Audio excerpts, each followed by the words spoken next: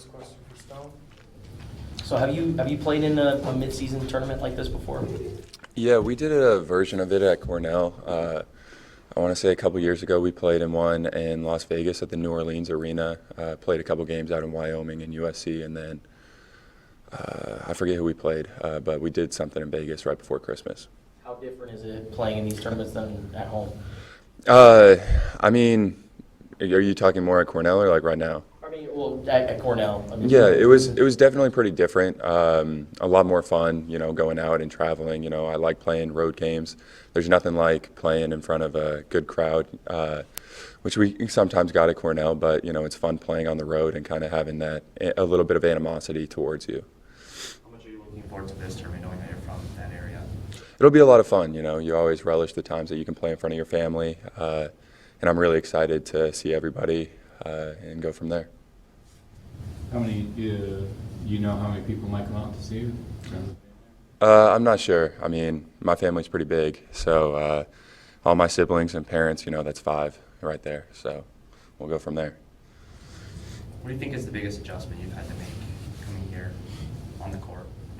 I think the biggest thing is just it's hard to build chemistry with guys, in such a short amount of time, which is why I was pretty grateful to have been able to come here in January. But obviously the team's changed a lot, and even since last year. So there's not too many returning faces and a lot of new faces that we're trying to blend and mesh together. And I think, that's one of the benefits that the coaching staff kind of saw with me is being able to take this group of guys and, be one of the leading factors and leading people bringing everybody together. How do you think you fit with guys like Zeke and Chase who do most of their work near the basket? Yeah, I think, they're obviously monsters in their own right.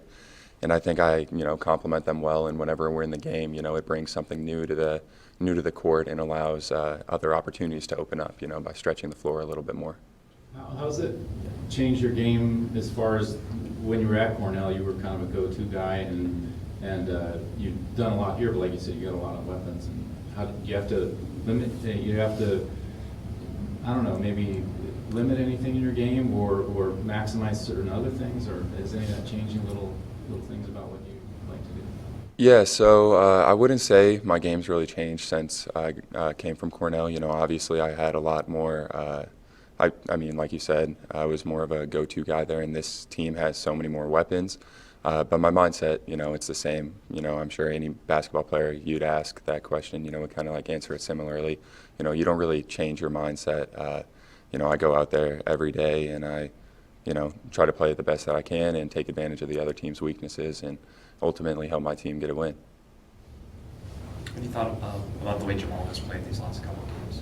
Yeah, he's been a great spark for us off the bench. It's one of the great benefits that our team has is having such a great and deep bench. Jamal went for 16, 17 points against South Dakota, I think, and then, last night or a couple nights ago, Max went off. And it's just, something that it'll probably routinely continue to happen. It'll be a different guy's night every night. What have you noticed from Jamal as he's gotten healthier? Because I know he had like a hip problem earlier. Yeah, I mean, being in it in practice every day, you don't notice some of the small changes. It might be easier for someone on the outside to notice. But Jamal, he's been great on our team. He's been healthy for a while now, and he's just continued to get 1% better each day, and continually make these strides. How does being a grad student affect your basketball, or does it? I mean, is it different doing what you're doing? I assume it's a little bit lighter load than when you were undergrad at Cornell, and how does it affect your life in basketball, I guess? I mean, not that much, to be honest. My undergrad was definitely really challenging, and then even the spring and summer here was really challenging. I really loaded up on courses so that once the season hit, it would be a lot lighter of a load, so that's been nice. I'm in online classes right now, which really, enable me to get an extra workout in the morning, and then go to practice and make sure that I'm doing everything to take care of my body.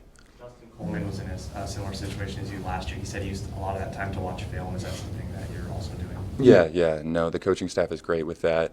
My computer just broke, so it's I've been watching a little bit less this week, but they do a great job getting us all the clips that we need, and not only on us but on our opponents too, so that they're well scouted and we're well prepared. I know we're in November, but do you take any time to maybe watch some of the other Pac-12 schools when they have games, or as you kind of go through the non-con here? Yeah, I think that's more on the peripheral side. For the most part, you know, we take note of the other teams that are doing well, but I mean, for the most part, we're just worried about the next game. It's kind of, you know, one thing at a time. Yeah. If you guys happen to get Penn, or even if you don't, being as you played them, what do you, I mean, they beat Providence, looks like they're off to a decent start. What do you know about them? Yeah, so I think their team's changed, you know, since I played them last, obviously. But they have a great coach with Coach Donahue, who was actually the guy that took Cornell to the Sweet 16 way back in the day. He's very veteran, and they have some solid bigs. And they play together really well as a team. I think that's the biggest thing. And they have some, you know, athletic guys. So I think, you know, obviously we're worried about Pepperdine this Thursday. But you know, we'll kind of take them, you know, if that's the team we play on Friday.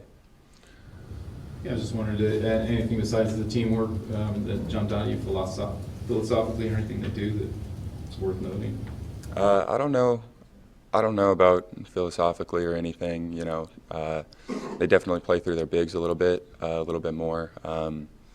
But you know, like I said, kind of we're really focused on Pepperdine right now, and then if we get a chance to play them, it'll kind of, you know, we'll worry about them next. Well, speaking of that too, just being from that immediate area, what do you know, how does that feel to play them? And what, you know, I don't know if you grew up around going to that campus much or anything. Yeah. Or, you know. No, I definitely grew up. I live right up the canyon from there. It's a absolutely gorgeous campus. Every time that I'm back home, you know, I go there and I try to, you know, like work out in their gym. It's really close. Built a little relationship with Coach Romar over the summer, and the previous summer too. I think this is second year now. And so, yeah, I've always been down there, you know, playing pickup with their guys and doing stuff like that. It's been great. So you know some of their current guys? Yeah, they have some talented athletes, some good shooters. Yeah, because they were picked fourth in the WCC. Really? You know, Yeah. expectations are Romar really raised them up. I didn't know if you, from what you know about the guys you saw, you thought. Yeah, no, they definitely have some talent. That's for sure. And I think their program's, you know, on the rise. Anything else? All right. Thank you, Stone. Thanks, Tom. Yeah, of course. Appreciate it.